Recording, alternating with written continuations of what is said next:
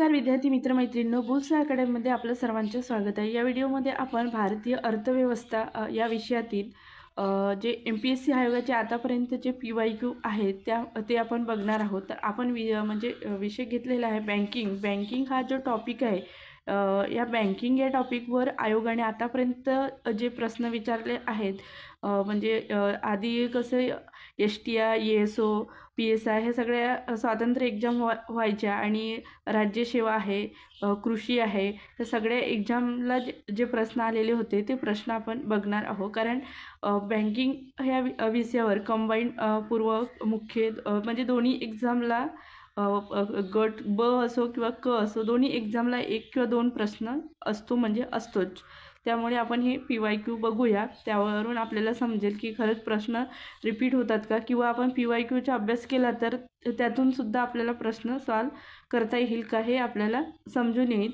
तर चला बघूया। आणि हे जे सगळे प्रश्न आहेत हे लोकसेवा पब्लिकेशनचे जे 21,000 प्लस प्रश्नसंच आहे, त्या प्रश्नसंचामधून हे प्रश्न आपण रिवाइज करत आहोत। तर त्यामध्ये पहिला प्रश्न आहे बँकिंग या टॉपिकवर, भारतातील ठेवीच्या संदर्भामध्ये खालील विधाने विचारात घ्या। विधाने दिलेली आहे, भारतातील ठेवीच्या संदर्भातील विधाने आहेत। आणि या प्रश्नाचे उत्तर दिलेलं आहे पर्याय 2, म्हणजे पर्याय 2 मध्ये काय आहे, बी योग्य आहे। तर या ठिकाणी देण्यात आलेले बी हे विधान आहे, हे योग्य आहे। 2022-23 मध्ये भारतीय रिझर्व्ह बँकेच्या इतर ठेवीपेक्षा पोस्ट ऑफिस बचत ठेवी जास्त होत्या, हे जे विधान आहे हे बरोबर आहे।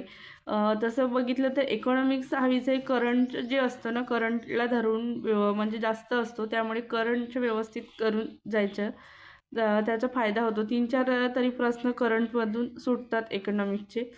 त्यानंतरचा प्रश्न आहे, नरसिंहन समितीच्या 1991च्या शिफारसीचा हेतू रिकामी जागा होते। नरसिंहन समितीचा हेतू काय होता? तर या प्रश्नाचं उत्तर दिलेलं आहे पर्याय 4। तर पर्याय 4 मध्ये दिलेला आहे ड, पर्याय 4 मध्ये उत्तर दिलेलं आहे ड मध्ये काय दिलं आहे, वरीलपैकी सर्व। तर काय दिलेले आहे, नरसिंहन समिती केव्हाची, 1991ची आहे। त्याच्या शिफारशी कोणत्या आहेत, सर्व आहेत, म्हणजे आता ते अ ब क दिलेले आहेत, ते सर्व वाचून घेऊया। परिचालन लवचिकतेचे प्रमाण निश्चित करणे, सार्वजनिक बँकांना निर्णय प्रक्रियेमधील अंतर्गत स्वायत्ता निश्चित करणे। आणि क विधान आहे, बँकेतील व्यावसायिकता मोठ्या प्रमाणात निश्चित करणे। तर हे सर्व कोणाच्या शिफारशी आहेत, तर नरसिंहन समितीच्या शिफारशी आहेत। नरसिंहन समिती 1991ची आहे। त्यानंतरचा प्रश्न बघूया, रिकामी जागा यांच्या अध्यक्षतेखालील बँकिंग क्षेत्रातील सुधारणा समितीने आपला अहवाल भारत सरकारच्या अर्थ मंत्रालयास रिकामी जागामध्ये सादर केला। तर 3चा उत्तर दिलेला आहे 1, एम नरसिंहन, एप्रिल 1998ला सादर केला भारत सरकारला। बघूया, एम नरसिंहन यांच्या अध्यक्षतेखालील बँकिंग क्षेत्रातील सुधारणा समितीने, ही एम नरसिंहन यांच्या अध्यक्षतेखाली कोणती समिती स्थापन करण्यात आली होती, बँकिंग क्षेत्रातील सुधारणा समिती। दुसरा प्रश्न पण तयार होतो, बँकिंग क्षेत्रातील सुधारणा समितीचे अध्यक्ष कोण होते, तर एम नरसिंहन हे होते। यांनी आपला अहवाल भारत सरकारच्या अर्थ मंत्रालयास केव्हा सादर केला, हा दुसरा प्रश्न सुद्धा तयार होतो। तर 1 एप्रिल 1998ला, एप्रिल 1998ला अर्थ मंत्रालयाला आपला अहवाल सादर केला। त्यानंतरचा प्रश्न आपण बघणार आहोत। प्रश्न आहे, भारतातील सुधारणा धोरणामुळे बँकातील विदेशी गुंतवणूक रिकामी जागा टक्केपर्यंत वाढविण्यात आली। तर या प्रश्नाचे उत्तर दिलेलं आहे 4चं उत्तर 4 दिलेलं आहे। तर 4 मध्ये काय दिलेलं आहे, तर याच्यामध्ये उत्तर दिलेलं आहे 74% वाढवण्यात आली। भारतातील सुधारणा धोरणामुळे बँकातील विदेशी गुंतवणूक हे 74% वाढविण्यात आली, असं उत्तर येईल। त्यानंतरचा प्रश्न बघा, 2021-22 दरम्यान M3 मध्ये रिकामी जागा समाविष्ट आहेत। तर M3 मध्ये काय समाविष्ट आहे, कोणता कालावधी दिलेला आहे, 2021-22 दरम्यान, 2021-22 दरम्यान M3 मध्ये समाविष्ट आहे। तर M3 मध्ये काय समाविष्ट आहे ते आपल्याला या ठिकाणी सांगायचं आहे। तर या प्रश्नाचे उत्तर दिले आहे पर्याय 2, क आणि ड। क आणि ड. तर बँकातील मुदत ठेवी आणि बँकेतील मागणी ठेवी ह्या M3 मध्ये समाविष्ट आहेत. त्यानंतरचा प्रश्न बघूया. विधाने दिलेली आहे, विधाने विचारात घ्यायची आहे आपल्याला. तर विधाने दिलेले आहेत, योग्य विधाने आपल्याला सांगायचे आहेत. या प्रश्नाचे उत्तर दिलेले आहे. पर्याय 3 अ आणि क योग्य आहेत. अ आणि क हे वाचून घेऊया. प्रादेशिक ग्रामीण बँक व्यापारी बँकेद्वारे प्रायोजित केली जाते. आणि क नाबार्डने स्वर्ण जयंती ग्राम स्वयंरोजगार योजनेच्या अंमलबजावणीबाबत कार्यान्वित करण्याच्या सूचना प्रादेशिक ग्रामीण बँकांना जाहीर केलेल्या आहेत. अ आणि क हे दोन विधान बरोबर आहेत. पहिला आणि तिसरा अ विधान आणि क विधान योग्य आहे. पर्याय 3 उत्तर दिलेलं आहे. त्यानंतरचा प्रश्न बघा. यामध्ये सुद्धा या प्रश्नात सुद्धा काय दिलेलं आहे, विधान दिलेले आहेत. तर या प्रश्नाचं योग्य उत्तर आहे पर्याय 3 उत्तर दिलेलं आहे. यामध्ये सुद्धा अ आणि क योग्य विधान आहे. तर वाचून घेऊया प्रश्न. 30 सप्टेंबर 2021 रोजीच्या रिझर्व्ह बँकेच्या नियमानुसार बँकेतर वित्त संस्थाच्या रचनेच्या संदर्भामध्ये विधाने विचारात घ्या. तर नाबार्ड ही एक बँकेतर वित्तीय संस्था आहे, बरोबर विधान आहे. आणि राष्ट्रीय गृहनिर्माण बँक ही एक बँकेतर वित्तीय संस्था आहे. राष्ट्रीय गृहनिर्माण बँक ही एक बँकेतर वित्तीय संस्था आहे. आणि नाबार्ड ही एक बँकेतर वित्तीय संस्था आहे. अ आणि क विधान बरोबर आहे. अ आणि क विधान बरोबर आहे. त्यानंतरचा प्रश्न बघूया. प्रश्न आहे, सार्वजनिक क्षेत्रातील बँका विलिनीकरणाच्या जोड्या. म्हणजे सार्वजनिक क्षेत्रातील ह्या बँका आहेत आणि त्यांचं विलिनीकरण म्हणजे कोणत्या बँकेत झालेलं आहे वगैरे असं आपल्याला ह्या जोड्या लावायला प्रश्न आहे. तर या प्रश्नाचं उत्तरसुद्धा पर्याय 3 दिलेलं आहे. म्हणजे बऱ्यापैकी जर प्रश्नाचं उत्तर आपल्याला जर येत नसेल ना, 50-50 असं वाटत असेल ना, तर पर्याय 3ला उत्तर क्लिक करायचं. कारण आयोगाचे प्रश्न तुम्ही सॉल्व करा तर तुम्हाला समजेल की बऱ्यापैकी म्हणजे प्रश्नांचे उत्तर पर्याय 3 दिलेलं आहे. तर पर्याय 3 उत्तर दिलेलं आहे या ठिकाणी. तर आता आपण बघून घेऊया पर्याय जोड्या लावा पूर्ण. तर अलाहाबाद बँक कोणत्या बँकेमध्ये हस्तांतरित करण्यात आली किंवा विलीन झाली. तर अलाहाबाद बँक ही कोणत्या बँकेमध्ये विलीन झाली. तर एक मिनिट इंडियन बँकेमध्ये अलाहाबाद ही बँक आहे. तर हे इंडियन बँकमध्ये अलाहाबाद बँक हे इंडियन बँकेमध्ये हस्तांतरित करण्यात आली. त्यानंतर ओरिएंटल बँक ऑफ कॉमर्स हे कोणत्या बँकमध्ये विलीन करण्यात आली. तर पंजाब नॅशनल बँकेमध्ये. ओरिएंटल बँक ऑफ कॉमर्स हे पंजाब नॅशनल बँकेमध्ये विलीन करण्यात आली किंवा हस्तांतरित करण्यात आली. त्यानंतर कॉर्पोरेशन बँक हे कोणत्या बँकेमध्ये विलीन करण्यात आली. तर हे union bank of India. Corporation bank हे युनियन बँक ऑफ इंडियामध्ये विलीन करण्यात आली. आणि त्यानंतर सिंडिकेट बँक आहे, जे सिंडिकेट बँक आहे ते कॅनडा बँकमध्ये हस्तांतरित करण्यात आली. तर कसे या पद्धतीची जोड्या आहेत. तर 4, 1, 2, 3 अशा पद्धतीची ही जोडी लागलेली आहे, बरोबर. अलाहाबाद बँक इंडियन बँकमध्ये, ओरिएंटल बँक ऑफ कॉमर्स हे पंजाब नॅशनल बँकेमध्ये, कॉर्पोरेशन बँक आहे हे युनियन बँक ऑफ इंडियामध्ये, आणि सिंडिकेट बँक हे कॅनरा बँकमध्ये हस्तांतरित करण्यात आली. अशा पद्धतीने ह्या जोड्या आहेत. बरोबर पाठच पाहिजे. त्यानंतरचा प्रश्न बघूया. प्रश्न आहे, आंतरराष्ट्रीय पातळीवर बँकिंग क्षेत्रात सातत्याने सुधारणा करण्यासाठी रिकामी जागा ही एक स्थायी संरचना आहे. तर या प्रश्नाचे योग्य उत्तर आहे पर्याय 1 बॅशल समिती ही एक स्थायी संरचना आहे. आंतरराष्ट्रीय पातळीवर बँकिंग क्षेत्रात सातत्याने सुधारणा करण्यासाठी बॅशल समिती ही एक स्थायी संरचना आहे. त्यानंतरचा प्रश्न आहे, FRBM कायदा केव्हा लागू करण्यात आला. FRBM कायदा केव्हा लागू करण्यात आला असा हा प्रश्न आहे.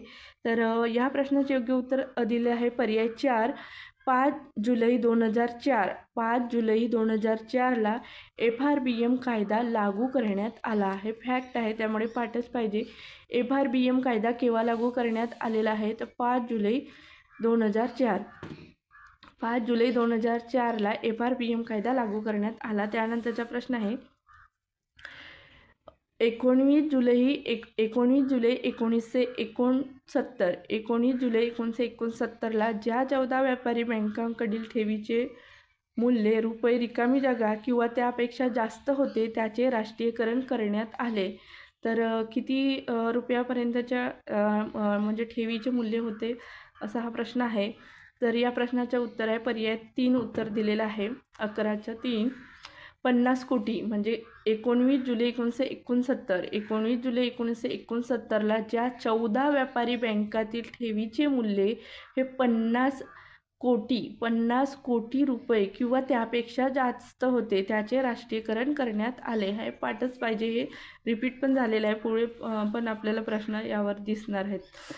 भारतातील व्यापारी बँकांच्या कर्ज ठेवी गुणोत्तर धोरणाबाबत कोणते विधाने बरोबर आहेत ते सांगायचे आहे. व्यापारी बँकांच्या कर्ज ठेवी गुणोत्तर धोरणाबाबत भारतातील व्यापारी बँकांच्या कर्ज ठेवी गुणोत्तर धोरणाबाबत कोणते विधान बरोबर आहेत ते आपल्याला सांगायचे आहे. तर या प्रश्नाचे उत्तर आहे पर्याय 4 उत्तर दिलेले आहे. तर पर्याय 4 मध्ये काय दिलं आहे वरील सर्व विधाने बरोबर आहेत. तर वरील सर्व विधाने बरोबर आहेत. राज्यसेवेचा प्रश्न आहे त्यामुळे प्रश्न मोठा आहे. वरील सर्व बरोबर विधाने दिलेली आहे त्या ठिकाणी. तर वाचून घेऊया.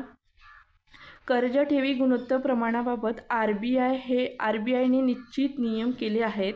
बँकांची सरकारी रोख्यामधील गुंतवणूक तुलनेने अधिक सुरक्षित असते. अलीकडे आर्थिक स्थितीचा अंदाज घेऊन बँका व्यवसायाच्या गुणोत्तरामध्ये बदल करत असतात.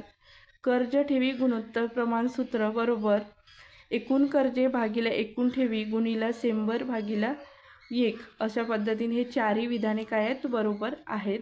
लक्षात ठेवायचं. त्यानंतरचा प्रश्न आहे बँक या इंग्रजी शब्दाला मराठी भाषेत काय म्हटलं जाते. तर बँक या शब्दाच्या मराठी भाषेमध्ये काय म्हटलं जाते तर पर्याय 4 दिलेला आहे. तर यामध्ये अजून पर्याय असणार. तर पर्याय 4 मध्ये दिलेला आहे ड हे बरोबर आहे. तर बरोबर ड हे बरोबर आहे. म्हणजेच अधिकोष म्हटलं जाते. बँकला मराठीमध्ये काय म्हटलं जाते अधिकोष म्हटलं जाते. पर्याय उत्तर ड दिलेला आहे.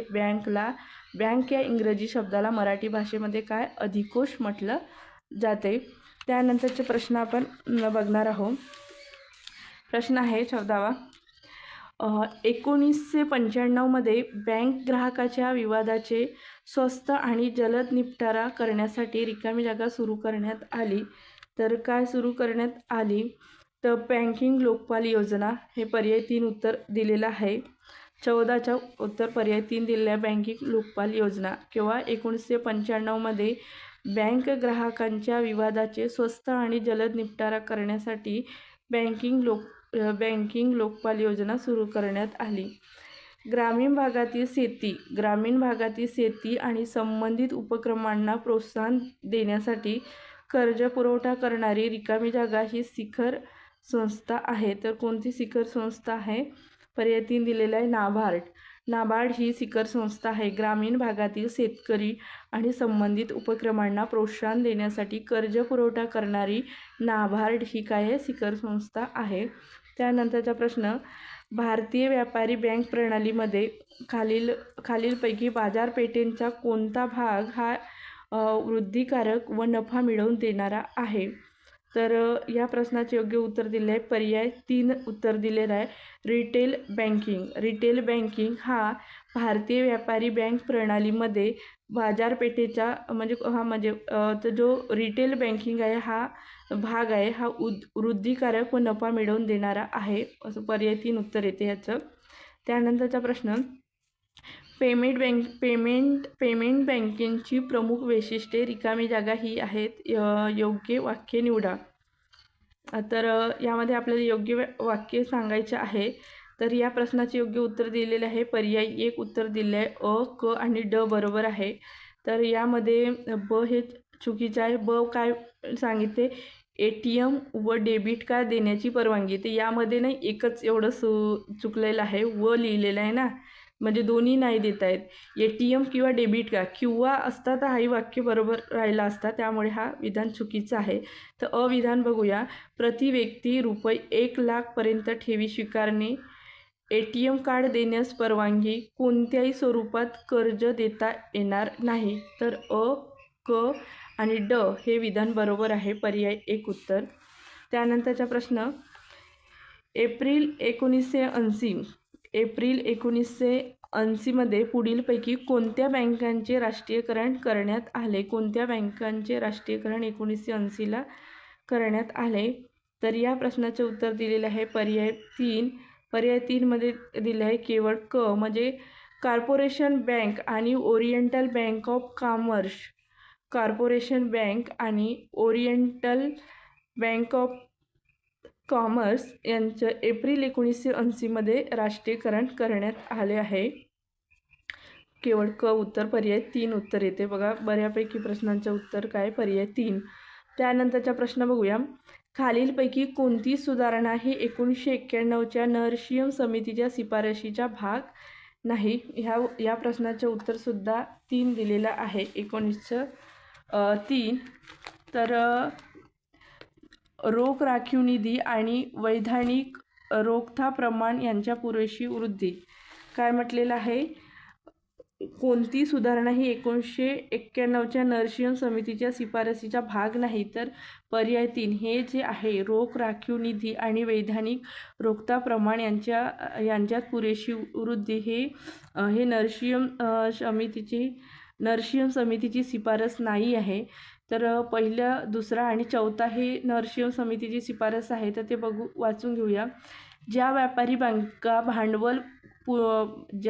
बँका पूर्ततेचा मापदंड पाळत असतील त्यांना रिझर्व्ह बँकेच्या मंजुरीशिवाय नव्या शाखा उघडण्याची मुभा. बँकेच्या कर्जावरील व्याजदराचे थर कमी केले गेले. न्यूनतम भांडवल प्रमाण हे बेसल मापदंडावर आधारित असणे. हे विधान बरोबर आहे. तर यामध्ये 3 विधान हे चूक आहे. त्यानंतरचा प्रश्न बघूया. रिकामी जागा समितीच्या शिफारसीनुसार क्षेत्रीय ग्रामीण बँक अस्तित्वात आली. क्षेत्रीय ग्रामीण बँक अस्तित्वात आली तर कोणत्या समितीच्या शिफारसीनुसार? तर पर्याय 4 उत्तर आहे याचं एम नरसिंहमन ह्या समितीच्या शिफारसीनुसार क्षेत्रीय ग्रामीण बँक अस्तित्वात आली. त्यानंतरचा प्रश्न बघूया. व्यापारी बँकांनी दिलेल्या कर्जावरील व्याजासाठी वर्ष 2010 मध्ये लागू केलेल्या पायाभूत दर मोजणीमध्ये पुढीलपैकी कोणत्या बाबीचा विचार केला जातो? तर या प्रश्नाचे उत्तर दिलेलं आहे. पर्याय 2 उत्तर दिलेलं आहे. पर्याय 2 मध्ये काय दिलेलं आहे? ए, सी आणि डी फक्त बरोबर आहे. तर निधीवरील खर्च, सी आहे रोखता प्रमाण ठेवण्यासाठी येणारा खर्च आणि कमीत कमी परतावा दर. तर ए, सी आणि डी हे बरोबर उत्तर आहे. त्यानंतरचा प्रश्न बघूया. भारतातील एकूण राज्यापैकी कोणते राज्य बँकांमधील ठेवी जमा करण्यामध्ये अग्रेसर आहे? तर महाराष्ट्र हे राज्य भारतातील एकूण राज्यापैकी कोणते राज्य हे बँकांमधील ठेवी जमा करण्यामध्ये अग्रेसर आहे? बँकांमधील ठेवी जमा करण्यामध्ये अग्रेसर राज्य कोणते आहे? तर महाराष्ट्र. पर्याय 4 उत्तर आहे याचं. त्यानंतरचा प्रश्न. बिगर अनुसूचित बँका म्हणजे अशा बँका की ज्या भारतीय रिझर्व्ह बँक कायदा 1934च्या रिकामी जागा सूचीमध्ये समाविष्ट नाहीत. तर कोणत्या सूचीमध्ये समाविष्ट नाहीत? तर तिसऱ्या. पर्याय 1 उत्तर आहे. पर्याय 1 उत्तर आहे. दुसऱ्या सूचीमध्ये समाविष्ट नाही अशा बँका ज्या बिगर अनुसूचित बँका आहेत. बिगर अनुसूचित बँका म्हणजे कोणत्या बँका? तर अशा बँका ज्या भारतीय रिझर्व्ह बँक कायदा 1934च्या दुसऱ्या सूचीमध्ये समाविष्ट नाहीत. अशा बँका कोणत्या आहेत? तर बिगर अनुसूचित बँका आहेत. त्यानंतरचा प्रश्न बघा. प्रश्न आहे. विधाने दिलेले आहेत, विधाने दिलेले आहेत, तर त्यापैकी आपल्याला असत्य विधान विचारलेलं आहे. असत्य विधान विचारलेलं आहे. तर असत्य विधान कोणतं आहे? तर वरीलपैकी सर्व असत्य आहे. वरीलपैकी सर्व उत्तर दिलेलं आहे. त्यामुळे ह्या याचं म्हणजे नाही वाचूया, कारण असत्य विधान वाचून त्याचं स्पष्टीकरण देणं कठीण होऊन जाईल. त्यानंतरचा प्रश्न बघूया. रिझर्व्ह बँकेच्या पतनियंत्रण उपायाच्या संदर्भात खालीलपैकी कोणते विधान खरे आहे? तर खरे विधान आपल्याला या ठिकाणी सांगायचे आहे. तर या प्रश्नाचे योग्य उत्तर दिले आहे. पर्याय क्रमांक 1 उत्तर बरोबर दिलेले आहेत. तर रिझर्व्ह बँकेच्या पतनियंत्रण उपायाच्या संदर्भामध्ये कोणते खरे आहेत? हे पर्याय 1 उत्तर खरं आहे. रेपो रेट म्हणजे असा दर ज्याला रिझर्व्ह बँक व्यापारी बँकांना कर्ज देते. रेपो रेट म्हणजे असा दर. रेपो रेट म्हणजे असा दर ज्याला रिझर्व्ह बँक व्यापारी बँकांना कर्ज देते. पर्याय 1 उत्तर बरोबर आहे. त्यानंतरचा प्रश्न. राष्ट्रीय पतपुरवठा परिषदेच्या अभ्यास मंडळाच्या शिफारशीनुसार ऑक्टोबर 1969 मध्ये अग्रणी बँक योजनेची स्थापना करण्यात आली. या अभ्यास मंडळाचे अध्यक्ष रिकामी जागा हे होते. तर अध्यक्ष कोण होते? तर पर्याय 1 उत्तर दिलेले आहे. प्राध्यापक D.R. गाडगीळ. प्राध्यापक D.R. गाडगीळ हे राष्ट्रीय पतपुरवठा परिषदेच्या अभ्यास मंडळाच्या शिफारशीनुसार ऑक्टोबर 1969 मध्ये जी अग्रणी बँक योजना स्थापन करण्यात आली होती. कोणती बँक? अग्रणी बँक योजना स्थापन करण्यात आली होती. त्या अभ्यास मंडळाचे अध्यक्ष कोण होते? तर प्राध्यापक D.R. गाडगीळ हे होते. त्यानंतरचा प्रश्न बघूया. प्रश्न आहे, विधाने दिलेले आहेत, त्यामध्ये आपल्याला सत्य विधान निवडायचं आहे. तर या प्रश्नाचे योग्य उत्तर दिलेलं आहे. पर्याय क्रमांक 1 उत्तर दिलेलं आहे. म्हणजे अ आणि ब विधान बरोबर आहे. तर अ विधान वाचूया. भारतीय बँकांना प्रत्येक वर्षी अग्रक्रम क्षेत्राला 40% कर्ज देण्याची गरज आहे. परकीय बँकांनी केवळ 32% अग्रक्रम क्षेत्राला कर्ज पुरवठा करण्याचे लक्ष्य पूर्ण केले पाहिजे. अ आणि ब हे विधान बरोबर आहे. त्यानंतर 28 क्रमांकाचा प्रश्न आहे, जोड्या लावा. त्यामध्ये इथं बँकाबद्दल दिलं आहे आणि त्यांच्या संबंधात कायदे किंवा त्यांचं स्थापना वर्ष वगैरे दिलेलं आहे. तर या प्रश्नाचे योग्य उत्तर आहे पर्याय 2 3 1 4 2. तर बघूया. प्रमुख बँकांचे राष्ट्रीयकरण केव्हा झाले? तर जुलै 1969ला. प्रादेशिक ग्रामीण बँकेची स्थापना केव्हा झाली? तर 1976च्या कायद्याने प्रादेशिक ग्रामीण बँकेची स्थापना झाली. त्यानंतर इम्पेरियल बँक ऑफ इंडियाचे स्टेट बँकेत रूपांतर केव्हा झाले? तर जुलै 1955ला इम्पेरियल बँक ऑफ इंडियाचे स्टेट बँकेत रूपांतर झाले. चौथा. त्यानंतर नरशियन समितीचा दुसरा अहवाल केव्हा प्रकाशित झाला? तर 1998ला. नरशियन समितीचा दुसरा अहवाल 1998चा आहे. पर्याय 2 ह्या प्रश्नाचे उत्तर आहे. त्यानंतरचा प्रश्न आपण बघूया. प्रश्न आहे, 2 विधाने दिलेले आहेत, त्यामध्ये बरोबर विधान आपल्याला सांगायचं आहे. तर या प्रश्नाचे योग्य उत्तर आहे पर्याय 3. ए आणि बी हे दोन्ही विधान बरोबर आहे. तर वाचून घेऊया. प्रादेशिक ग्रामीण बँकेचे मुख्य उद्देश म्हणजे अल्पभूधारकांना पतपुरवठा करणे. या बँका मुळात शेड्यूल्ड सूचीबद्ध व्यापारी बँका आहेत. म्हणजे जे रिझर्व्ह बँकचे सूची असते त्यानुसार ते सूचीबद्ध व्यापारी बँका आहेत. कोण? तर प्रादेशिक ग्रामीण बँका. आणि त्यांचा मुख्य उद्देश काय असतो? तर अल्पभूधारकांना पतपुरवठा करणे. ए आणि बी दोन्ही विधान बरोबर आहे. पर्याय 3. जर आपल्याला प्रश्नाचे उत्तर देता येत नसेल आणि आपल्याला त्यामध्ये 50-50 कन्फ्यूज असेल ना, तर पर्याय 3 उत्तर देऊन द्यायचं. आयोगाच्या आतापर्यंत प्रश्नाचे विश्लेषण करा, तुम्हाला दिसेल की जास्तीत जास्त पर्यायाचं उत्तर हे पर्याय 3 दिलेलं आहे. बँकिंग क्षेत्रातील सुधारणाच्या संदर्भात एम नरसिंहम यांच्या अध्यक्षतेखाली नेमलेल्या समितीने आपला अहवाल एप्रिल 1998 मध्ये सादर केला. बँकिंग क्षेत्र मजबूत होण्याच्या संदर्भात खालीलपैकी कोणती सूचना या समितीने बँकिंग क्षेत्रातील सुधारणा 1998च्या अंतर्गत केली नव्हती? अंतर्गत म्हणजे जो बँकिंग क्षेत्रातील सुधारणा 1998 आहे, तर यांच्या अंतर्गत केली नव्हती असं आपल्याला म्हणजे कोणतं आहे ते आपल्याला सांगावं लागणार आहे. तर या प्रश्नाचे योग्य उत्तर दिलेले आहे पर्याय 4 बी. तर बी वाचूया.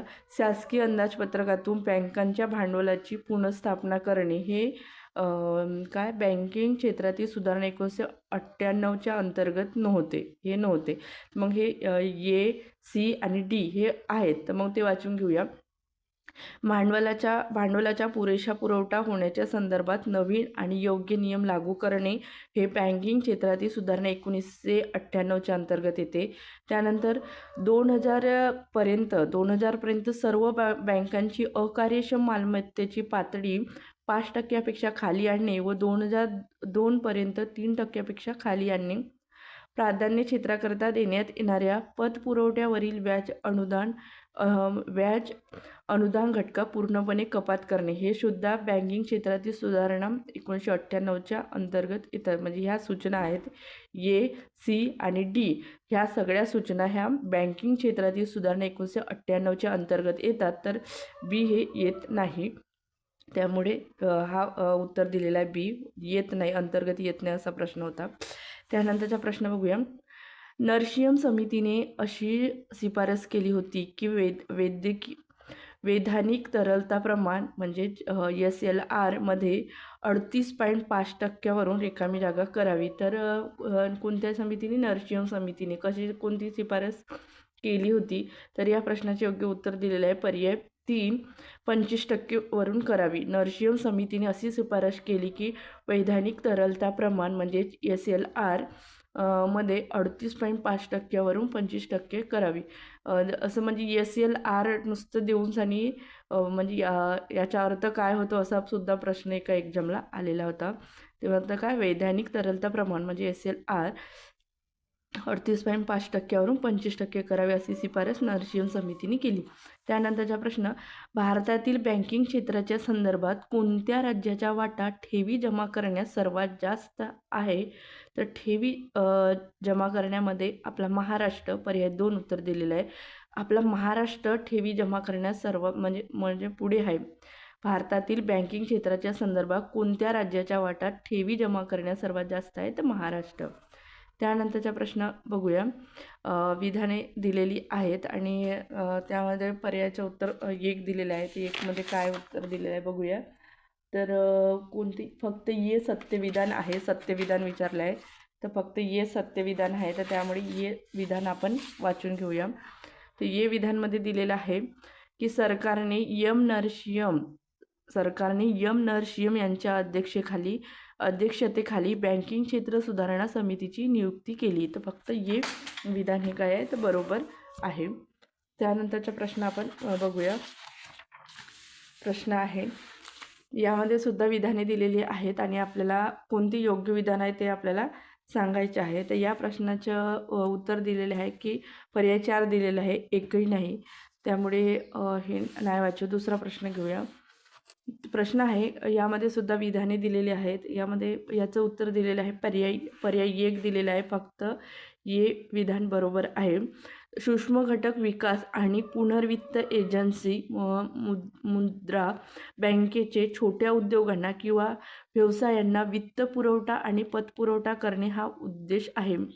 जे मुद्रा बँक आहे म्हणजे त्याला पूर्ण रूप आहे की सूक्ष्म एकक विकास आणि पुनर्विकास एजन्सी.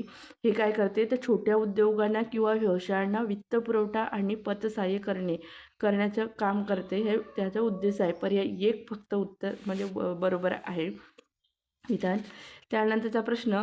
कोणाच्या अध्यक्षतेखाली 1998मध्ये भारतीय बँकिंग क्षेत्रामध्ये सुधारणा सुचवल्या गेल्या? कोणाच्या अध्यक्षतेखाली 1998मध्ये भारतीय बँकिंग क्षेत्रामध्ये सुधारणा सुचवल्या गेल्या? तर पर्याय 3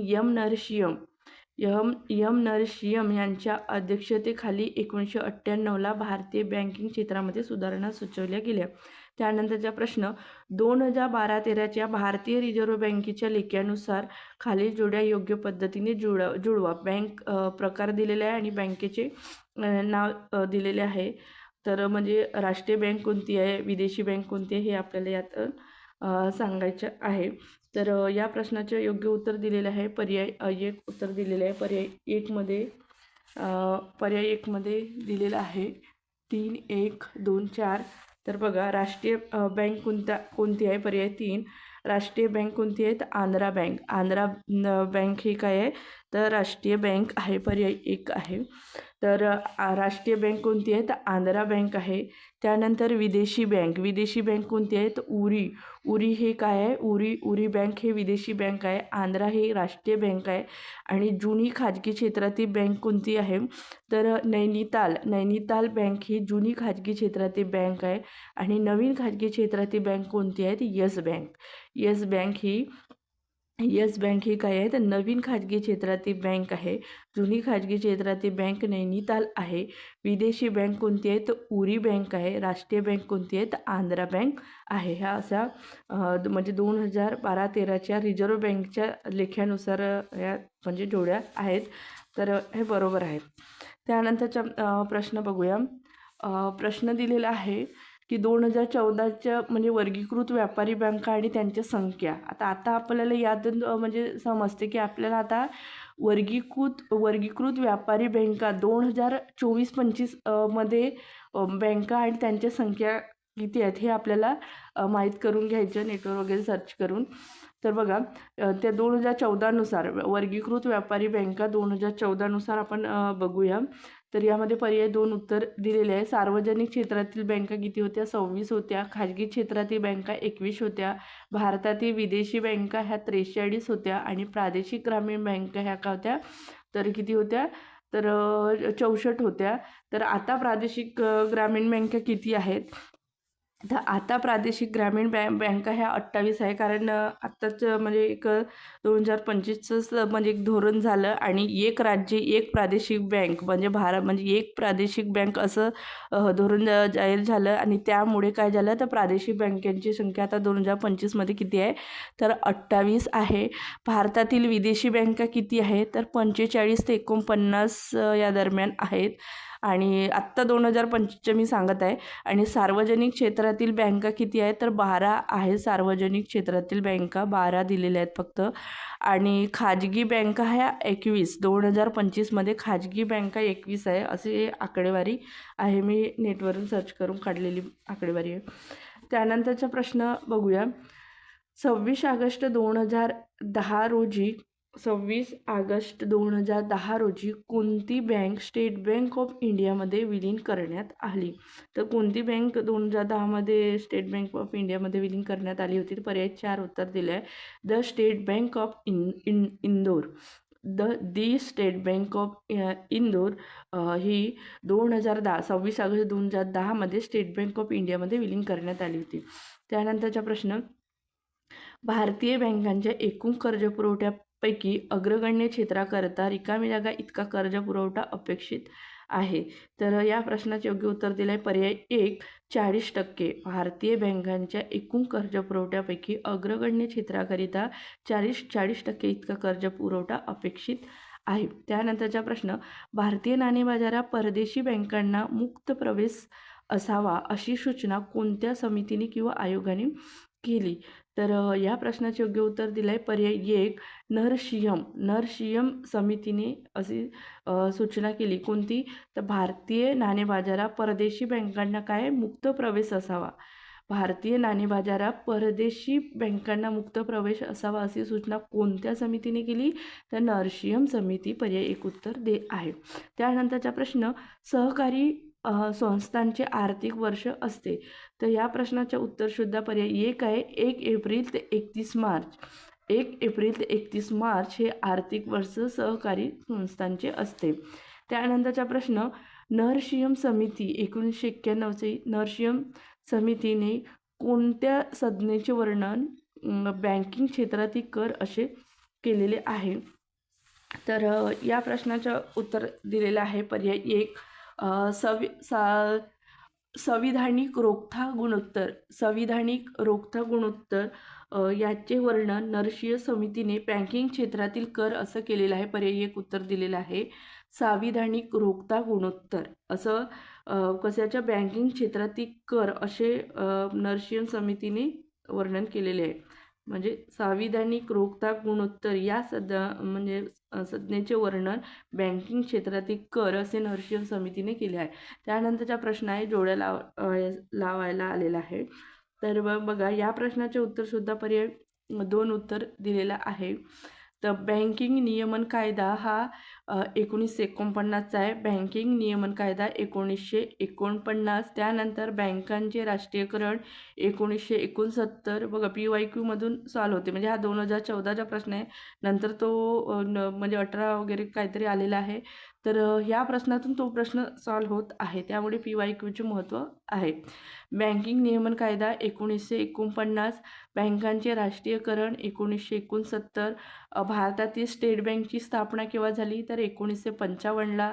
स्टेट बँक समूहाची निर्मिती हा 1960ला. हे फॅक्ट आहे, पाठच पाहिजे. स्टेट बँक समूहाची निर्मिती केव्हा झाली तर 1960ला. भारतातील स्टेट बँकची स्थापना केव्हा झाली 1955ला. बँकांचे राष्ट्रीयकरण केव्हा झाले 1969ला. बँकिंग नियमन कायदा केव्हाचा आहे तर 1949चा. त्यानंतरचा प्रश्न आपण बघूया. आपल्याला विधाने दिलेले आहेत आणि ते आपल्याला म्हणजे कोणते बरोबर आणि कोणते उद्दिष्टे वगैरे अशा पद्धतीचे आपल्याला या ठिकाणी सांगायचे आहेत. या प्रश्नाचे योग्य उत्तर आहे पर्याय 1 आहे. तर बघा पहिला त्याचं ह्या आहे ना, दुसरं B आणि C हे उद्दिष्ट आहेत त्याचे. बँकिंग क्षेत्रातील सुधारणा 1992 मध्ये सुरू केल्या गेल्या. बँकिंग क्षेत्रातील सुधारणा 1992 मध्ये सुधारणा केल्या गेल्या. सार्वजनिक क्षेत्रातील बँकांची नफा क्षमता व कार्यक्षमता उंचावणे, बँकांची सुरक्षितता आणि सक्षमता सुधारणे. तर हे विधान बरोबर असून B आणि C हे त्याचे उद्दिष्टे आहे. पर्याय 1 उत्तर येते. त्यानंतरचा प्रश्न बघूया. केंद्र सरकारला कोणत्या क्षेत्रात वावरताना अधिक काळजीपूर्वक व जबाबदारीने वागावे लागेल. तर पर्याय 3 उत्तर दिलेलं आहे. बँकिंग क्षेत्र. बँकिंग क्षेत्रामध्ये केंद्र सरकारला वावरताना अधिक काळजीपूर्वक आणि जबाबदारीने वागावे लागेल. बँकिंग क्षेत्र पर्याय 3 दिलेलं आहे. उत्तर C. त्यानंतरचा प्रश्न बघूया. प्रश्न आहे ह्या बचत गटांबद्दलचं हे स्टेटमेंट दिलेलं आहे. तर या प्रश्नाचं उत्तर दिलेलं आहे पर्याय 1. फक्त A बरोबर आहे, B आणि C हे चूक आहे. तर स्वयं सहायता गट हा ग्रामीण गरीब लोकांचा असायला हवा, हे फक्त स्टेटमेंट बरोबर आहे. A, B आणि C हे चुकीचं आहे. तर आत्ता 2024ला सुद्धा म्हणजे बचत गटांच्या महिला सक्षमीकरणासंदर्भात केंद्र सरकारची कोणती योजना आहे, जी ग्रामीण कोणत्या मंत्रालयाने सुरू केली अशा पद्धतीचा एक प्रश्न होता. त्यामुळे महिलांसंदर्भातल्या ज्या महत्त्वपूर्ण योजना आहेत आता 2023, 24, 25 या काळामधील, तर त्या व्यवस्थित थोडंसं रिवाईज करून घ्यायचं. त्यानंतरचा प्रश्न, या प्रश्नाचं उत्तर दिलं आहे पर्याय 3. A आणि B दोन्ही बरोबर आहेत. क्षेत्रीय ग्रामीण बँका ह्या सार्वजनिक क्षेत्रातील बँकेकडून पुरस्कृत केल्या जातात आणि M. नरसिंहम हे ग्रामीण बँक विषयक कार्यगटाचे प्रमुख होते. M. नरसिंहम हे काय होते तर ग्रामीण बँक विषयक कार्यगटाचे प्रमुख होते आणि क्षेत्रीय ग्रामीण बँका या सार्वजनिक क्षेत्रातील बँकेकडून पुरस्कृत केल्या जातात. A आणि B दोन्ही विधान बरोबर आहेत. त्यानंतरचा प्रश्न 49, याचं उत्तर दिलं आहे 1. कोणते विधान चुकीचे आहे. तर 1969 मध्ये 19 बँकांचे राष्ट्रीयकरण करण्यात आले. हे विधान काय आहे तर चूक आहे. त्या 19 बँका नव्हत्या, त्यामुळे हे विधान चूक आहे. त्यानंतरचा प्रश्न B. ज्या व्यापारी बँकांचे डिपॉझिट्स 50 कोटी च्या वर होते त्यांचे राष्ट्रीयकरण करण्यात आले. हे विधान बरोबर आहे. तर फक्त B विधान बरोबर आहे. B विधान बरोबर आहे आणि A विधान चुकीचे आहे. आणि आपल्याला काय विचारलं आहे, फक्त चुकीचे विधान विचारलं आहे. प्रश्न पण व्यवस्थित वाचायचं, नाहीतर आपण कसं म्हणजे घाई गडबडीमध्ये आपण बरोबरच उत्तर टिक करून म्हणजे घेऊ शकतो आणि लगेच B वर तुम्ही जाऊ शकता. त्यामुळे काळजीपूर्वक वाचायचं. त्यानंतरचा प्रश्न कोणते योग्य आहे. तर यामध्ये 2 विधान दिले, त्यापैकी आपल्याला योग्य विधान सांगायचे आहे. तर यामध्ये पर्याय 2 उत्तर दिलेलं आहे. B विधान, केवळ B विधान बरोबर आहे. तर वित्त पुरवठ्याकरिता प्रादेशिक स्तरावरील पुरवठ्याची गरज लक्षात घेऊन अग्रणी बँक योजना सुरू करण्यात आली. कशाकरिता?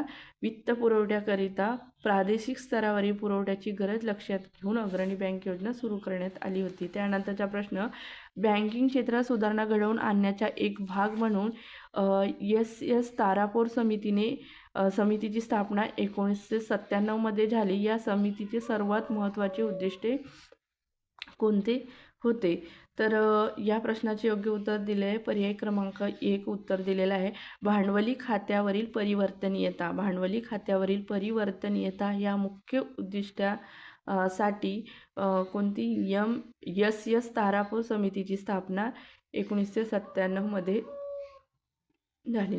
बँकिंग क्षेत्रात सुधारणा घडवून आणण्याचा एक भाग म्हणून. कशासाठी? बँकिंग क्षेत्रात सुधारणा घडवून आणण्याचा एक भाग म्हणून एस तारापूर समितीची स्थापना 1997 मध्ये झाली. त्याच्या सर्वात महत्त्वाच्या उद्दिष्ट काय? तर भांडवली खात्यावरील परिवर्तनीयता. पर्याय 1 उत्तर आहे. त्यानंतरचा प्रश्न आहे, लीड बँक योजनेअंतर्गत लीड बँकेत कोणाला दत्तक घेण्याचे सांगण्यात आले? लीड बँक योजनेअंतर्गत कोणाला दत्तक घेण्याचे सांगण्यात आलेले आहे?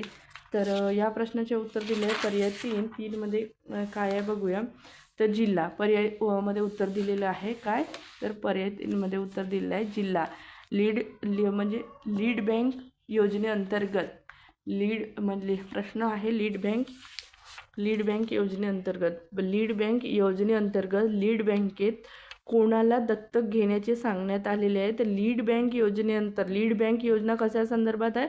तर जिल्हा दत्तक, म्हणजे जिल्हा दत्तक घ्यायचा आणि त्याच्या आर्थिक विकासासाठी प्रयत्न करायचा, हे लीड बँक योजनेअंतर्गत आहे. कोणाला दत्तक घेण्याचे सांगण्यात आहे? तर जिल्ह्याला दत्तक घ्यायचं. बँकांद्वारे सुद्धा सोशल वर्क केल्या जातात, सामाजिक सेवा केल्या जातात. तर अशा पद्धतीने समिती आणि शिफारस. कोणत्या समिती आणि कोणत्या शिफारस? वन लाईनर सुद्धा येऊ शकतो किंवा असं जोड्या लावायला सुद्धा प्रश्न येऊ शकतो. महत्त्वपूर्ण आहे, हे पाठच पाहिजे, म्हणजे लक्षातच पाहिजे व्यवस्थित. तर या प्रश्नाचे योग्य उत्तर दिलेले आहे पर्याय 2 ब फक्त बरोबर आहे. तर आणि ब बरोबर आहे, तर आणि ब फक्त वाचून घ्या. तेंडुलकर समिती कशासाठी आहे? तर तेंडुलकर समितीची शिफारस काय आहे? तर ग्रामीण दारिद्र्य रेषेची फेरनिश्चिती करणे, ही शिफारस तेंडुलकर समितीने केली होती. ग्रामीण दारिद्र्य रेषेची फेरनिश्चिती. त्यानंतर नरशियम समितीची शिफारस काय आहे? बँकिंग क्षेत्रातील सुधारणा ही शिफारस कोणी केली? नरशियम समितीने केली. आणि ब विधान बरोबर आहे. पर्याय 2 उत्तर आहे. त्यानंतरचा प्रश्न बघूया. खालीलपैकी कोणत्या समितीने प्राधान्य क्षेत्रासाठीचा कर्जपुरवठा 40% 10% कमी करण्याची शिफारस केलेली आहे? तर पर्याय 3 आहे. नरशियम समितीने प्राधान्य क्षेत्राचा जे कर्जपुरवठा देण्याचं आहे ते 40% 10% कमी करण्याची शिफारस केली आहे नरशियम समिती. त्यानंतरचा प्रश्न, कोणत्या बँकेने डिसेंबर 2011 मध्ये आपली 100 वर्ष पूर्ण केली? तर कोणत्या बँकेने डिसेंबर 2011 मध्ये आपली 100 वर्ष पूर्ण केली? म्हणजे 2011 तसा हा प्रश्न पुन्हा रिपीट होणार नाही, पण हे महत्त्वाचं आहे. म्हणजे कोणत्याही बँकेला 75 वर्ष किंवा 50 वर्ष किंवा 100 वर्ष असे पूर्ण झाले असतील ना, तर लक्षात ठेवायचं. तर 100 वर्ष पूर्ण केली होती 2011 मध्ये. तर सेंट्रल बँक ऑफ इंडियाने 2011 मध्ये 100 वर्ष पूर्ण केली होती, म्हणजे पूर्ण केलेली आहे. 100 वर्ष 2011 मध्येच झालेलं आहे सेंट्रल बँक ऑफ इंडियाला. त्यानंतरचा प्रश्न आहे, नरशियम समिती कशासाठी प्रसिद्ध आहे? नरशियम समिती कशासाठी प्रसिद्ध आहे?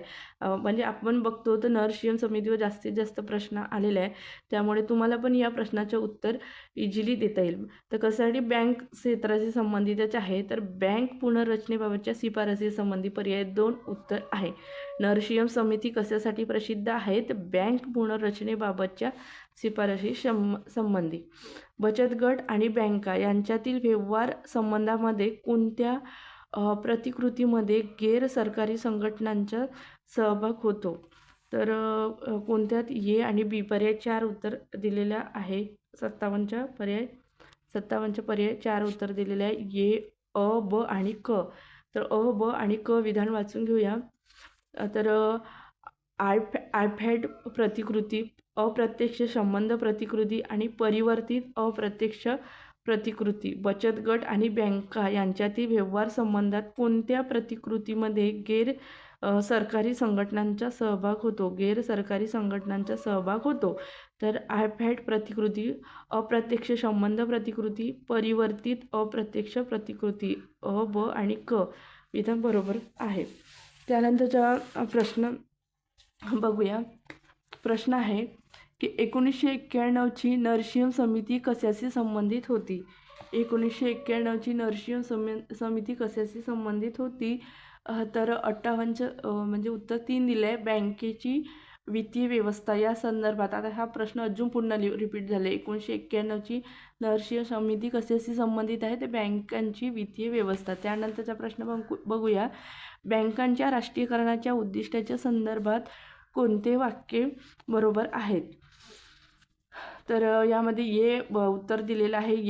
एक आणि 2 विधान बरोबर आहे. तर अल्पांच्या मक्तेदारीचे निर्मूलन, शेती, लघुउद्योग व निर्यातीसाठी पुरेशा कर्जाचा पुरवठा, हे 2 विधान बरोबर आहे. अल्पांच्या मक्तेदारीचे निर्मूलन, शेती, लघुउद्योग व निर्यातीसाठी पुरेशा कर्जाचा पुरवठा हे बँकांच्या राष्ट्रीयकरणाच्या उद्दिष्टाच्या संदर्भात बरोबर आहेत. एक आणि 2. तर हे एक उत्तर आहे. त्यानंतरचा प्रश्न आहे प्रादेशिक ग्रामीण बँकेची महत्त्वाची अडचण कोणती? तर पर्याय 1 आहे वसुलीचा प्रश्न हे प्रादेशिक ग्रामीण बँकेची महत्त्वाची अडचण आहे. कोणता? वसुलीचा प्रश्न हे प्रादेशिक ग्रामीण बँकेची महत्त्वाची अडचण आहे. त्यानंतरचा प्रश्न 61 बँकांच्या शाखा विस्तारासाठी जिल्ह्याचे विविध व्यावसायिक बँकांमध्ये भागवाटप करण्याच्या उपक्रमास काय म्हणतात? तर या प्रश्नाचं उत्तर दिलेलं आहे. पर्याय 2 अग्रणी बँक योजना. बँकांच्या शाखा विस्तारासाठी जिल्ह्याचे विविध व्यावसायिक बँकांमध्ये भागवाटप करण्याच्या उपक्रमास काय म्हटलं जाते? तर अग्रणी बँक योजना म्हटलं जाते. पर्याय 2 उत्तर दिलेलं आहे. 61 त्यानंतरचा प्रश्न आहे भारतीय बँकांच्या किसान पत कार्ड योजनेचा हेतू काय आहे? किसान पत कार्ड योजनेचा हेतू काय आहे? भारतीय बँकांच्या किसान पत कार्ड योजनेचा हेतू काय आहे? तर शेतकऱ्यांसाठी अल्पमुदतीचे कर्ज. पर्याय 2 उत्तर आहे. शेतकऱ्यांसाठी अल्पमुदतीचे कर्ज. शेतकऱ्यांसाठी अल्पमुदतीचे कर्ज हे भारतीय बँकांच्या विकास पत कार्ड योजनेचा हेतू आहे. पर्याय 2 उत्तर आहे. त्यानंतरचा प्रश्न विभागीय ग्रामीण बँकांचे मुख्य कार्य कोणते? विभागीय ग्रामीण बँकांचे मुख्य कार्य कोणते? तर ग्रामीण भागामध्ये शाखा उघडणे. ग्रामीण भागामध्ये शाखा उघडणे हे विभागीय ग्रामीण बँकांचे मुख्य उद्देश आहे. 63 ग्रामीण भागात शाखा उघडणे हे ग्रामीण भागात शाखा उघडणे हे विभागीय ग्रामीण बँकांचे मुख्य उद्दिष्ट आहे. त्यानंतरचा प्रश्न आहे भूविकास बँकेचे प्रमुख कार्य काय आहे? भूविकास बँकेचे प्रमुख कार्य काय आहे? तर या प्रश्नाचं उत्तर दिलं आहे. पर्याय 1 उत्तर दिलेलं आहे. शेतकऱ्यांना भूविकासासाठी दीर्घ मुदतीचे कर्ज देणे हे काय आहे? भूविकास बँकेचे प्रमुख कार्य आहे. त्यानंतरचा प्रश्न बघूया. प्रश्न आहे की कोणते व्यापारी बँकेचे कार्य नाही? कोणते व्यापारी बँकेचे कार्य नाही? तर कोणते कार्य नाही आहे? तर हे पत नियंत्रण हे व्यापारी बँकेचे कार्य नाही. मग पत नियंत्रणाचे कार्य कोणते आहे? कोणाचे आहे? तर RBI म्हणजे रिझर्व्ह बँक ऑफ इंडियाचे कार्य पत नियंत्रणाचे आहे. तर मग व्यापारी बँकांचे कार्य कोणते? तर ठेवी स्वीकारणे, कर्ज देणे, रक्कम म्हणजे पैशाचे हस्तांतरण हे कार्य व्यापारी बँक करतात. पत नियंत्रण करत नाही. पर्याय 4 नाही विचारला आहे.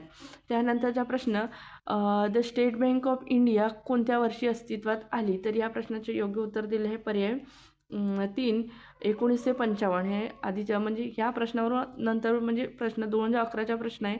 ह्या प्रश्नावरून म्हणजे आपण आधी वाचलेले प्रश्न आहेत ते सॉल्व्ह होतात असं दिसतं आपल्याला. 1955 पर्याय 3 उत्तर दिलेलं आहे. 67 1955 स्टेट बँक ऑफ इंडियाची स्थापना किंवा अस्तित्व 1955 आहे. त्यानंतरचा प्रश्न, परकीय चलनाचा व्यवसाय करू इच्छिणाऱ्या बँकेला कोणाकडून परवाना घेणे आवश्यक आहे? परकीय चलनाचा व्यवसाय करू इच्छिणाऱ्या बँकेला कोणाकडून परवाना घेणे आवश्यक आहे? तर reserve bank of India, reserve bank of इंडियाकडून परवाना घेणे आवश्यक आहे. कशासाठी? तर परकीय चलनाचा व्यवसाय करू इच्छिणाऱ्या करू इच्छिणारी जी बँक आहे त्याला रिझर्व्ह बँक ऑफ इंडियाची परवानगी घेणे आवश्यक आहे किंवा परवाना म्हणतात त्याला, लायसन. 1951 मध्ये एकूण ग्रामीण कर्ज पुरवठ्यात संस्थात्मक साधनाचा खालील वाटा होता. तर किती? तर या प्रश्नाचे योग्य उत्तर आहे पर्याय दोन उत्तर आहे 7%. 1951 मध्ये एकूण ग्रामीण कर्ज पुरवठ्यात संस्थात्मक साधनाचा वाटा 7% होता. त्यानंतरचा प्रश्न बघा. प्रश्न आहे की कोणती संस्था ग्रामीण भागातील वित्तीय गरजा भागविणारी शिखर संस्था म्हणून काम करते? कोणती संस्था ग्रामीण भागातील वित्तीय गरजा भागवणारी शिखर संस्था म्हणून काम करते? तर या प्रश्नाचं योग्य उत्तर दिलेलं आहे पर्याय 1, नाबार्ड ही ग्रामीण भागातील वित्तीय गरजा भागवणारी शिखर संस्था म्हणून काम करते. कोणती? तर नाबार्ड. त्यानंतरचा प्रश्न आहे, भारतीय रिझर्व्ह बँकेने अग्रणी बँक योजना कोणत्या वर्षी सुरू केली? तर अग्रणी बँक योजना 1969ला सुरू झाली. अग्रणी बँक योजना कोणत्या वर्षी सुरू करण्यात आली? 1969ला. आणि कोणी सुरू केली? तर भारतीय रिझर्व्ह बँकेने. त्यानंतरचा प्रश्न आहे, कोणत्या सरकारी क्षेत्रातील बँकांनी ग्राम विकास योजनेअंतर्गत खेड्यातील